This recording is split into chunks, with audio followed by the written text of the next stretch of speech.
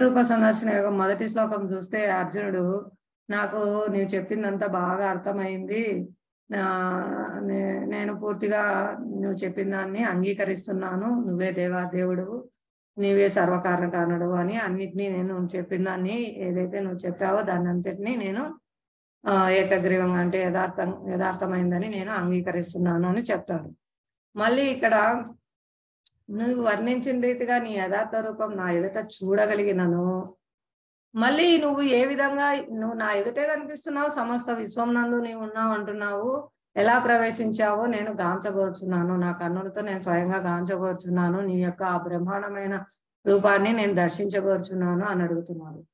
అక్కడ అంగీకరిస్తున్నాను అన్ని చెప్పి మళ్ళీ ఈ శ్లోకంలో ఎందుకు దర్శించగోర్చున్నాను అని అడుగుతున్నారంటే అర్జునుడు మన కోసం అండి.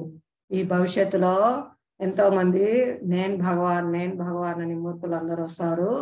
మీరు తెలివిగా ఉండండి. నువ్వు భగవాన్ అయితే, నువ్వు సమస్తాన్ని సృష్టించిన వాడవైతే, సమస్త విశ్వమునందు నీవు ఏ విధంగా ప్రవేశించావో నాకు నాకు చూపించు, నువ్వు నేను దర్శనం చేసుకుంటాను అని విశ్వరూపం చూపించమని అడగాలి.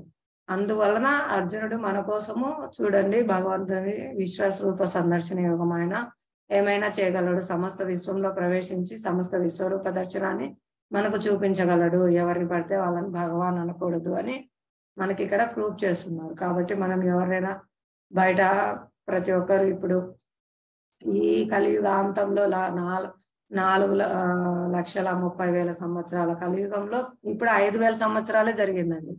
కలియుగ అంతంలో కలికి భగవాన్ వస్తారని భాగవతంలో చెప్పబడింది. కానీ ఇప్పుడే మనం ఎక్కడ చూసినా కల్కి భగవాన్ ఆశ్రమాలు అక్కడ అలా పేర్లు పెట్టుకొని ఉన్నారు. వాళ్ళందరూ ఫ్రాడ్స్, మోసగాళ్ళని ఆల్రెడీ టీవీలో బయట పెట్టారు. వాళ్ళు చాలా దుర్మార్గ పనులు చేస్తున్నారు. కానీ కోట్లు వాళ్ళు దోచుకుంటున్నారు అమాయక ప్రజలను మోసం చేసి.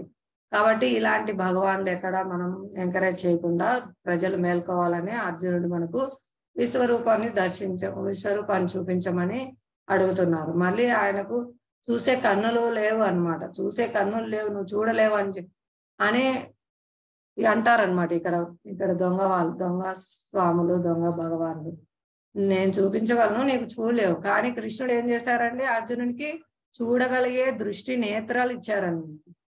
అవును, నేను చూడలేను, నేను శక్తి లేను అని, నువ్వు శక్తిమంతుడు కదా, నువ్వు భగవాన్ కదా, అలాంటప్పుడు నాకు చూసే శక్తి కూడా నువ్వు ఇవ్వు, నీ విశ్వరూపాన్ని సందర్శించే శక్తి కూడా ఇవ్వు. అర్జునుడికి కృష్ణుడు ఇచ్చారు కదా, అర్జునుడు చూడగలిగారు కదా. ఆ విధంగా మనము ప్రశ్నించాలన్నమాట. ఎవరిని పడితే వాళ్ళను భగవాన్ అని నమ్మకూడదు. కాబట్టి మన కోసం మళ్ళీ ఈ అధ్యాయాలన్నీ కంటిన్యూ చేస్తున్నారు.